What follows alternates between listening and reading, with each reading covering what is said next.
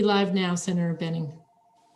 I believe we are, according to my screen, live from downtown various places in the state of Vermont. Welcome to the public. This is the Senate Institutions Committee. I am the chair of that committee, Joe Benning from Caledonia County. We are awaiting one of our members who is trying to hook up, so we probably will have a little bit of light banter back and forth, waiting for him to arrive before we get underway. I believe he is actually just coming on now. Senator McCormick, are you there? I am here. I apologize, Mr. Chair. You may want to rename yourself, otherwise people are going to think your iPad.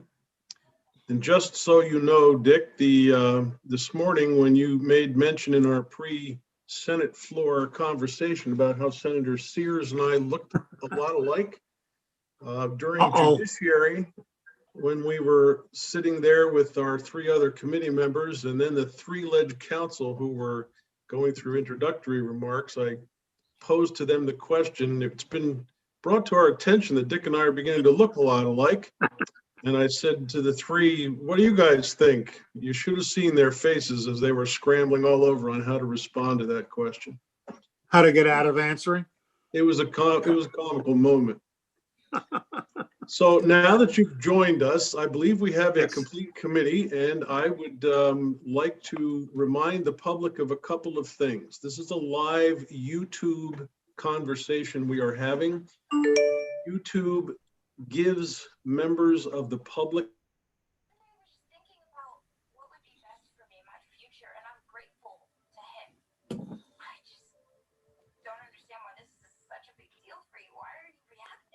Senator Benning, you're muted for some reason. Well, I didn't mean to be muted. Yeah. Denise, I think you're going to want to mute yourself at this point. Mm-hmm. And then I'm going to take myself off of mute. So hang on. And Denise, shut your video off as well once the meeting starts.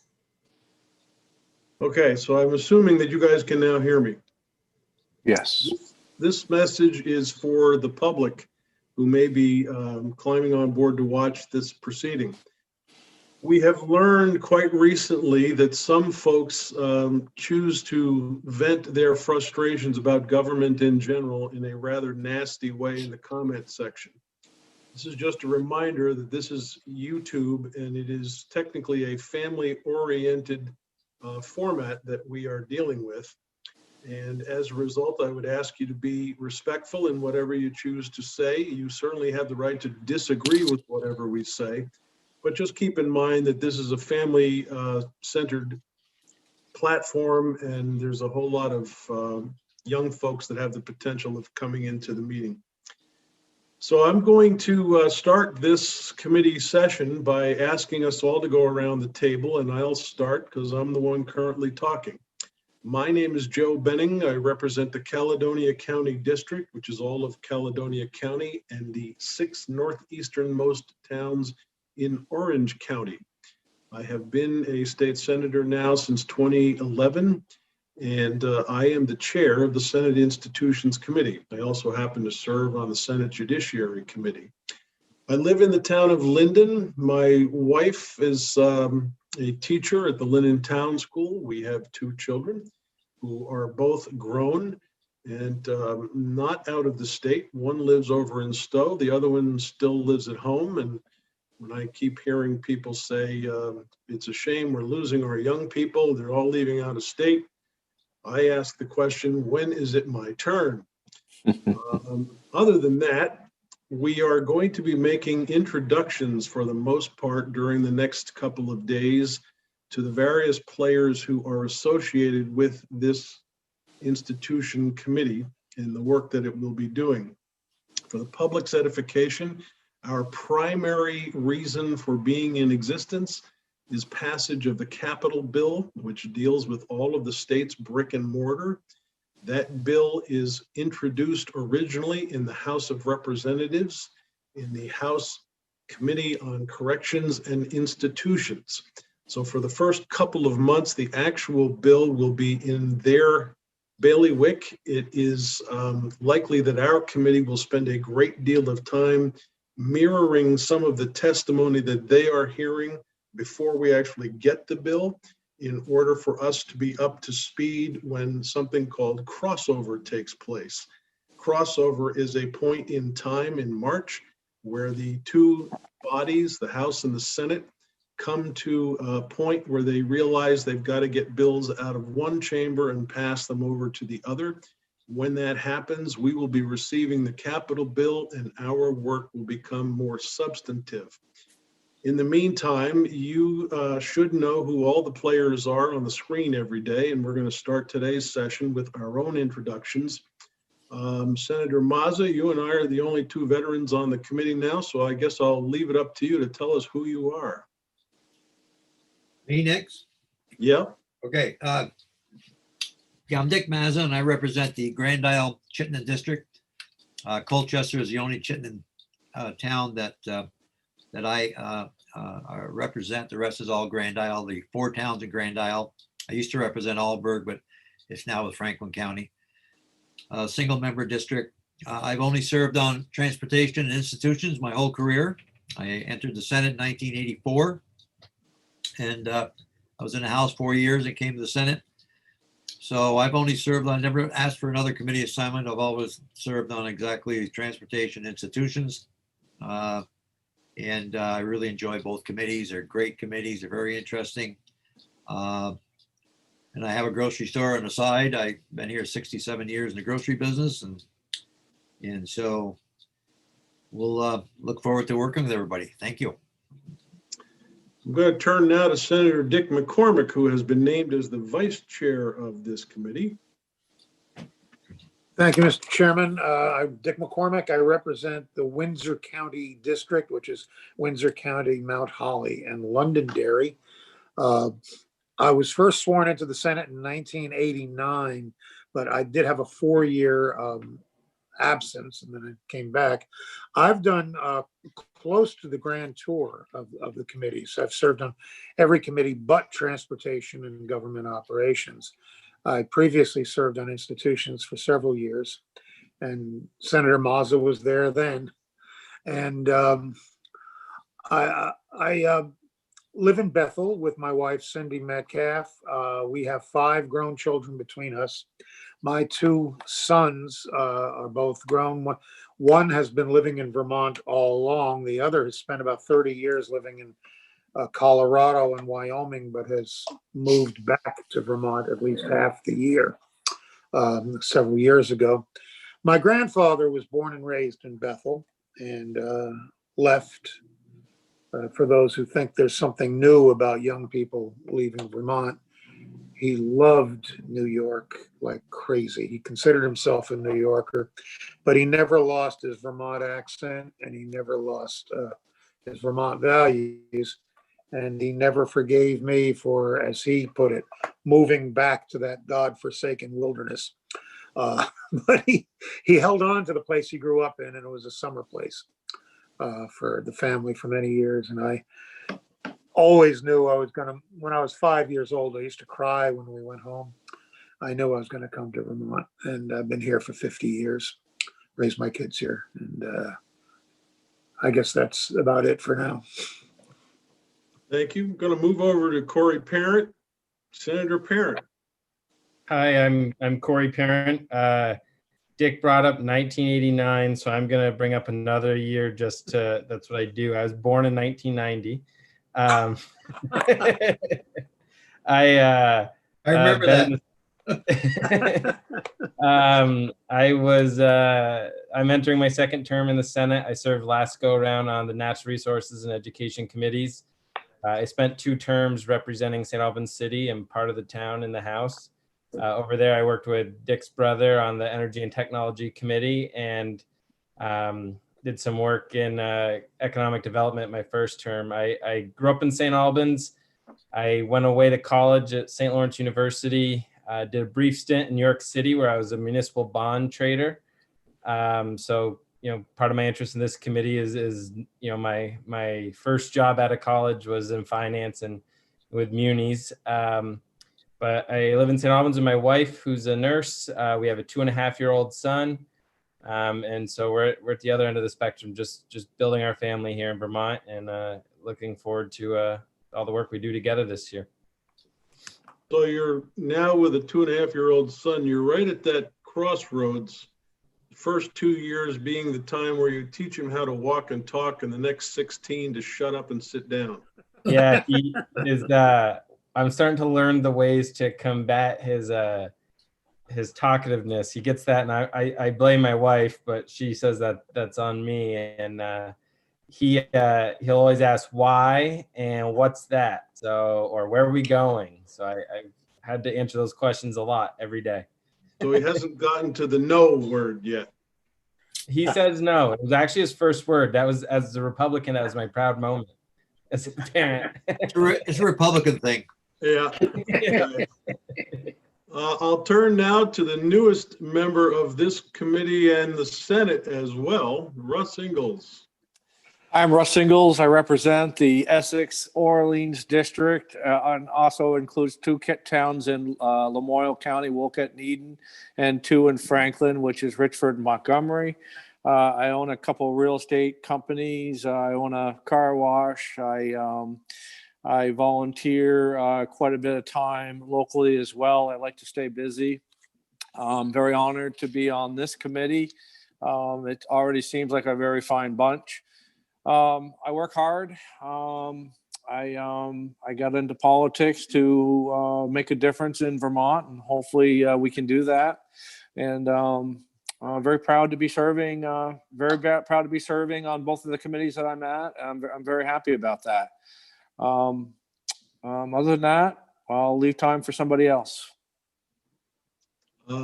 Speaking of somebody else, Denise Deal, I hope you're still listening, because I'm going to ask you to turn on your screen and wave at everybody. As soon as you figure out how to turn your screen on. There we go. So committee, this is Denise Deal. If you haven't met her officially, she is our committee assistant. And for members of the public, if you are intending to testify in front of Senate institutions, this is the person you'll be sent to make contact with in order to get yourself on the schedule. Thanks, Denise. We have several other folks we're going to talk to in a moment, but one of the first things we have to do as a committee is decide who it is that will be the committee clerk. Traditionally, the committee clerk is somebody new to the committee. And it is a position of some authority, because you will be the official recipient of committee bills that come and go. You'll be responsible for actually getting the physical document to the Secretary of the Senate so that it can be produced by the Senate in general. And that officially also includes taking roll call votes, etc., on the committee.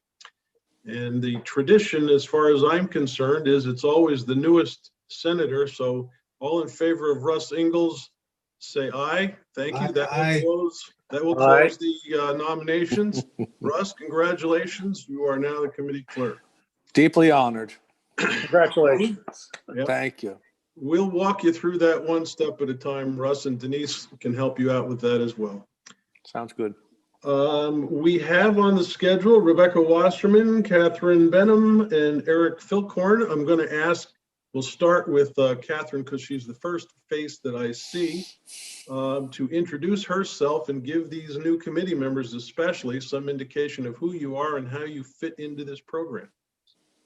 Sure. Well, I am Catherine Benham. I'm with the Joint Fiscal Office. We do the numbers. We'll do the spreadsheets, walking you through the numbers, looking at money issues, and we work closely with Becky Wasserman, who does Ledge Council, does the words for you. I've been with the legislature for quite a long time, not as long as Senator Mazza, but for a while. And I look forward to working with all of you. Catherine, could you give us a 30-second explanation of what the spreadsheet means and how the bill is put together? Sure. You all, the governor will propose a budget to you, and with the his proposal for how to spend capital fund dollars. The House will make its own choices, and they will follow some of the governor's recommendations and make other choices on other portions. And there's a spreadsheet, so there's a line item for each project, along with the money that the governor's proposed, and then the House will propose something, and then it will come to you, and you all will agree or shift money around. And usually we're working with a set amount of money. So if you add money to one project, you have to find it in another project. And eventually you will see, it's probably well, I don't know now that we're online, but it'll be a 4 or 5 page spreadsheet that has the numbers. And then the words are also important because there's a lot of policy around the words. So, and Becky does the drafting of the actual bill that goes through, but then the spreadsheet helps you understand where you're spending the money and how you're funding, what projects you're funding.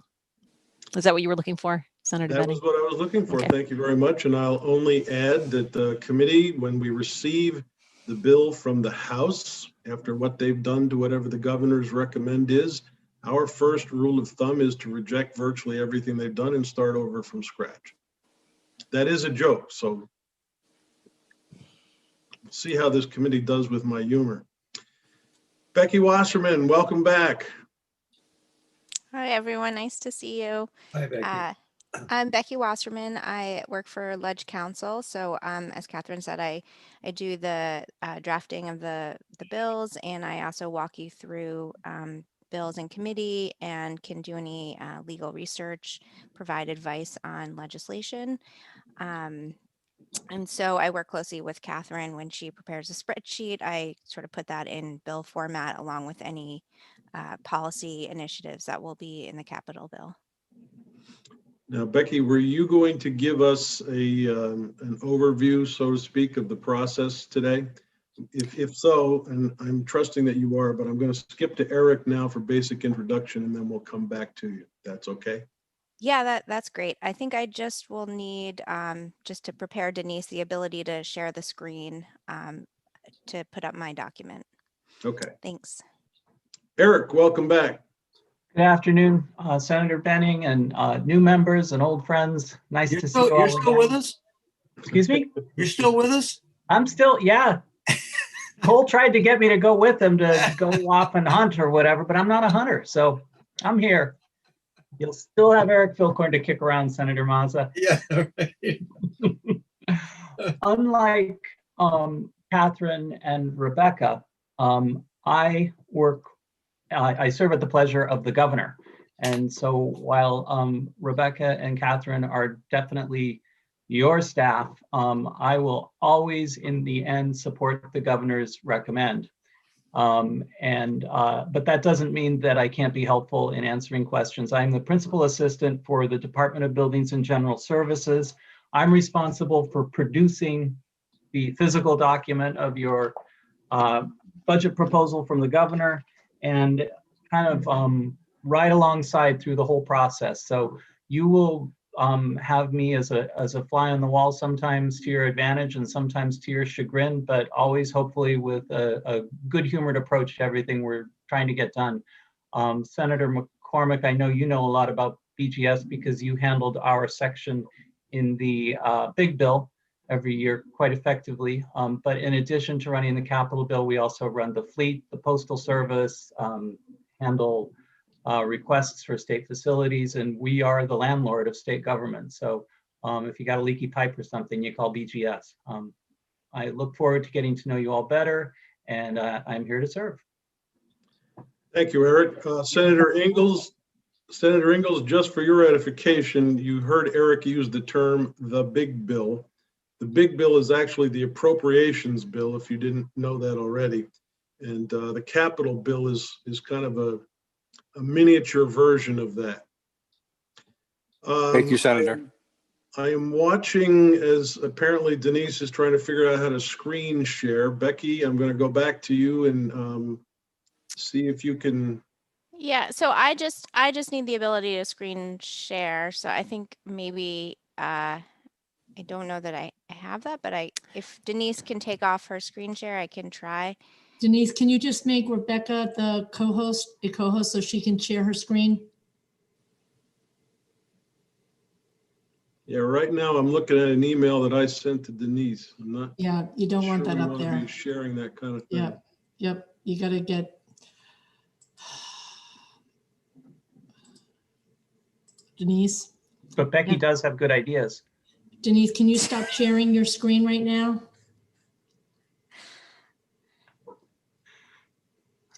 At the top, it says, Denise, can you hear me, Denise? I don't have. Denise, can you hear me? I have no idea what's going on here, guys. Denise, can you please unmute yourself?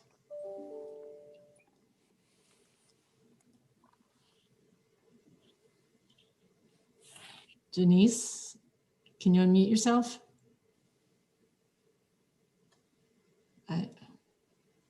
Denise, if it's helpful, the stop screen share should be on the top of your screen.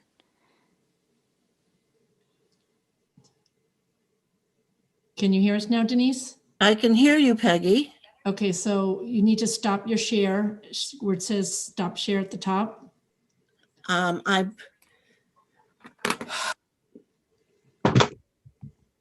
Okay.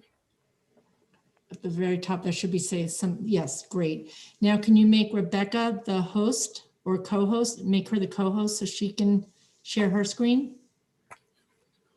Yes. And can you also, did that work? Can you also make me the co-host just in case there's anything I need to do to help you?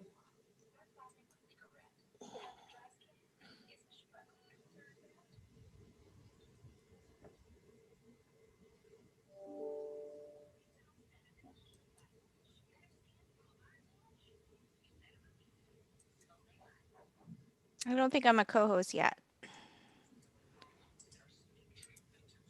Okay, great. Thanks. Okay, and I am as well. Great, thank you. So I think, Rebecca, you should be able to share your screen now. Yes.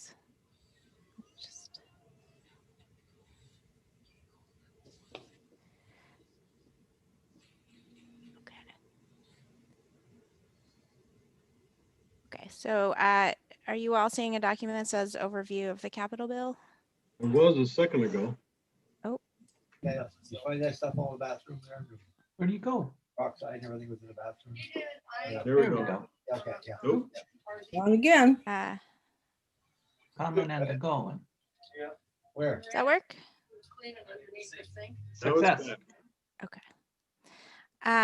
Okay, great. You'll So make it. this is Everyone should also try and mute themselves Yeah. except for Rebecca if possible. Thanks, Peggy. So this is just an overview of the Capitol bill process that I put together. It's pretty general, but just wanted to give an idea of what the process will look like over the session and what certain things mean. If you have any questions, please feel free to interrupt along the way. So the capital bill is where the state provides for its capital expenses. The full name of the bill is the Capital Construction and State Bonding Act, but we all just refer to it as the capital bill. And it contains both the authorization for the state to incur debt through general obligation bonds. And then it also sets out what the spending on state capital projects will be. I think you're going to hear from the treasurer's office this week, I believe. So she might talk about this a little bit more, but the amount authorized usually comes as a recommendation from CDAC, which is the Capital Debt Affordability Advisory Committee, which recommends a certain amount that should be authorized for bonding over the biennium. And this is usually how you base, it's not mandatory that the legislature accepts this number, but I think historically, and almost always that's been the case. I'm not sure if it's ever not been followed. So that's usually how you set what number that you're going to use for the expenditures that you can make over the course of the 2-year period. So next I just have the question of what is a capital expense? So what is paid for out of the capital bill? So there's no statutory definition of this, but in general, what we're talking about is an investment that has at least a 20-year useful life. So some examples of this can be real estate. So there's construction and purchases of buildings in the capital bill. There's machinery or equipment. Sometimes we get things that it's a little less clear if it's a capital expense. So we hear a little more, the committee will hear a little bit more testimony on that. In the past, projects such as IT projects have been included in the capital bill because they've had, you know, a 20-year, a longer lifespan, like a 20-year lifespan. And then I just wanted to include the statutory reference for capital expenses that can be paid out of the capital bill. So what's in statute is activities proposed for funding by general obligation debt financing shall be restricted to tangible capital investments, but may include the planning, design, and engineering directly associated with a tangible capital investment. And there's a footnote here because engineering is something this committee has discussed a lot about whether the engineering costs associated with a capital expenditure should be paid for out of the capital bill. At the end of this session on July 1st, the law is set to change to actually take that out of this statutory section and make that something that is paid for out of the general fund. So I just wanted to kind of make the committee aware that this discussion of what is a capital expense is something the committee has brought up a lot over the last few years in terms of engineering costs and those associated costs. In terms of the process, I think Catherine touched on this a little, but it begins in the fall. Last fall it started. BGS and finance and management work with executive branch agencies to see what the projected capital expenditures will be. And based on that projection, the governor is going to present to the legislature the annual capital budget request. And this forms the basis of the capital bill. So when we're in person, BGS will usually hand out a hard copy book of what those expenses are and an explanation for all of them. I'm not sure how it will be, I guess, just digitally presented this year, but the proposal usually includes funding for new and existing capital projects, certain policy initiatives, as well as technical provisions. And so after the governor provides this request, this is where the General Assembly starts the process, and it usually begins in the House in the Committee on Corrections and Institutions, and then moves over to the Senate. And you don't necessarily obviously have to do what the governor's request is, but that is just the basis from where you start. And then usually other things pop up along the session that are usually sort of added into the bill along the way. In terms of the form of the capital budget, so the capital bill is a 2-year budget. The first year of the bill appropriates funds for a 2-year period. So for this year, it will be for FY22 and 23. And then in the second year of the budget, we call that the budget adjustment. And so that makes any changes to the bill, either additions or subtractions from the bill. And it tends to be in the second year of the biennium a little bit smaller. The first year is where you'll see sort of more of the projects are set out in the first year. And then finally, the structure of the bill. So just from sort of my drafting perspective, the bill is divided into 2 sections. The first part of the bill we refer to as the money section, and this is where you'll see all of the appropriations for capital projects. And then the second part of the bill is where you'll see the policy initiatives. The money section of the bill every year typically follows the same format. So I put that here in bullet points, but it's usually you'll have all of BGS projects first, the state buildings, then human services, judiciary, commerce and community development. There are a number of grant programs that are also included in the capital bill every year. Agency of Education, and then after that usually comes UVM and state colleges. Then we have natural resources, military, public safety, agriculture. There's usually a rural fire protection appropriation every year. Some years there's a veterans home appropriation. And then we also have a section on reallocation of funds, which you'll talk about more as the session goes on. But if there have been projects that were allocated money in previous years but were unexpended, that money can go back to sort of the bottom line in the capital bill and be reallocated for future capital projects. So usually this is something that the committee works on with JFO and finance and management to figure out what has been unexpended in previous years and can be used in future for the current capital bill for future projects. And then finally, the order of the policy section is usually based on what has been brought forth in the governor's budget request, but then can also address any other capital related policies that you all want to address this year. So that's a pretty general overview, and I'm happy to answer any more specific questions on this. Anybody have any questions? Becky, have you emailed this document to all of us? I have not, and I can do that after Okay. this meeting. Committee members, this is a very helpful introduction. It gives you the vocabulary of what this committee will be dealing with for the next few months. So I'm going to recommend two things. First, normally when we meet as a committee, there will be some kind of file sitting on your desk at the committee room.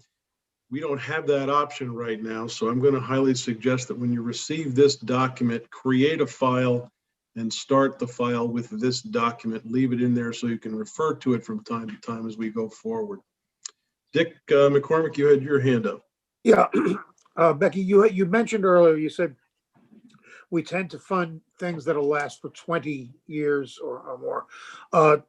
Is it still also a standard that it has to outlive the debt? The use of the thing we're funding has to outlive the life of the debt.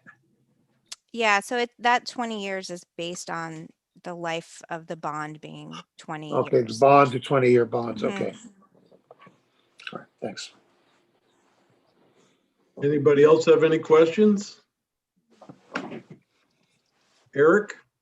I just, Mr. Chairman, I just wanted to mention that there's a great resource. The Joint Fiscal Office's website has a section on the capital bill that shows going back, I don't know, 10 years, maybe 20 years of every governor's recommend proposal, the spreadsheet that shows the House changes, the Senate changes, and then the bill as passed. And it's great for when you're looking up the history of a facility or something. You can go and do a keyword search and see, oh, look, there is the Waterbury office complex, and that's where the story started. So great research tool maintained by Joint Fiscal. Appreciate that. That brings up another point. We are not a committee of policy per se. I'm going to use as an example the Woodside facility for juveniles. There's been lots of conversation over the past couple of years that have led to work being done to decide what exactly to do with juveniles who need some kind of residential facility.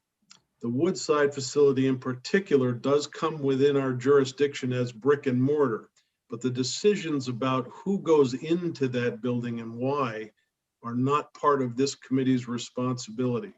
So to some extent, you all may be getting comments or questions from people who want X, Y, or Z done with people entering facilities like that.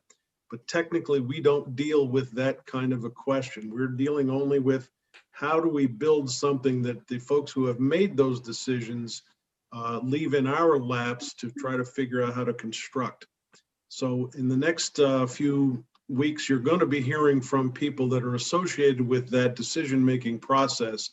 But at the end of the day, if you get questions from constituents or whatever, you may have to learn which committee is actually in charge of dealing with the policies, because this committee is not that one. Other question I had for you, Eric, is do you have any idea when the governor's recommend is actually going to be coming out? You're muted, Eric. The robots told me that too. The governor's budget address is on the 21st, and ordinarily the budget fairies would be leaving booklets on your desks. And I know they're still working out exactly how that distribution is going to be handled. But odds on the day of the speech anyway, you'll be dealing electronically. Okay. Senator McCormick. Thanks. Mr. Chairman, getting back to the distinction between being a policy committee and a funding committee, could you clarify this committee's relationship to corrections? You will be hearing a lot from corrections in our committee. They generally are telling us about what kind of limitations there are and whatever policies have been imposed. We're hearing that kind of as a second recipient of that kind of conversation. The first recipient is the Judiciary Committee, which is dealing with who is being sent to facilities like Woodside. That is the committee of jurisdiction for any kind of policy conversations. Oddly enough, over in the House Committee on Corrections and Institutions is also the repository of the information about policy decisions. That used to be our responsibility as well, but some time ago, I think going back as far as Senator Luzzi's time, that decision to take out of our committee those policy questions and place them within Judiciary was made. So I'm trying to think off the top of my head, Dick, an example that I can give you, but I think Woodside is the best place to center on. If there are minors who are in need of a placement, who is in need and why they are in need are generally dealt with by DCF and corrections. We will be hearing from those folks. We'll also be hearing from the mental health folks who are making decisions about other brick and mortar placements. And we're hearing from them only because we want to stay abreast of how things are going in each of those areas. But we are generally not responsible for making decisions about who is placed in them and why. Does that answer your question? Well, do we look into how well corrections is performing the duties that the policy committees have assigned to them? We definitely will be looking into that, but we don't have primary jurisdiction over those conversations. Okay. Thanks. I'm looking ahead on our schedule for next week, and I just want to double check something here. No, we're not quite at the point yet where we're bringing in corrections and mental health, but they will be appearing before us in the not too distant future. And that's another thing I should bring up about our schedule. So we're close to ending the conversation for today. The first few weeks of our committee work will likely be very short meetings, only because the bulk of the work that we have to do is going to be after crossover. As we get closer to crossover, I want to make sure we're up to speed on most of the witnesses who've been dealt with in the House. But between now and then, our meetings will probably be fairly short. If any of you have any ideas, thoughts, or suggestions, or have proposals for bills, let me know. I'm happy to talk about them. One example of a bill that normally does not appear in the capital bill is last year's efforts to design a new conversation about portraiture in the State House. But as a result of the bill that we did pass, there were instructions to the state's curator to put together a committee and come back to this committee to issue a report on what is expected to happen with respect to that conversation. So we'll be hearing about that report in the not too distant future. But bills like that may pop up and end up in our committee are welcome just for the point of conversation. I'm not going to guarantee we're going to take them up, but we will be looking at whatever comes our way. Any other questions, comments? Humorous jokes? Eric? Not a humorous joke, Senator, but I just wanted to muddy the waters further for Senator McCormick in that on the House side, Corrections and Institutions is the same committee. And so they will go very deep on corrections policy, and then everything comes across and there's a moment of like, wait, no, our jurisdiction is different. So it just always requires a little bit of a checking of the head. Yes, thank you for that clarification. That's important. We often get frustrated that decisions are being made over there or in our own Judiciary Committee, and we don't technically have jurisdiction over the question. Okay. I think I'm going to call it for the afternoon. I want to thank everybody for coming along. Denise and Peggy, if you guys could stay on the line with me after we go off of YouTube, we'll talk about scheduling and construct. We have the Thank you, same numbers everybody. tomorrow. We use the same, Sorry? we use the same numbers for tomorrow. Yeah, I would try to hang on to this. I'm assuming this is the same number unless Denise sends out a new number for tomorrow. Joe, could we have that? Could she send us out a new number for tomorrow, just on the start of each meeting? That's so helpful than going through back 100 emails. I Yes. tend to agree with you, and I'm seeing Denise saying yes. Thank So you let's do very that. much. Thank you. Okay, guys, have a great afternoon. We're going to close out the live YouTube portion of this, and Denise and Peggy, if you guys can hang on the line with me. Denise, you. can you end the live stream? In the live stream, please. Okay.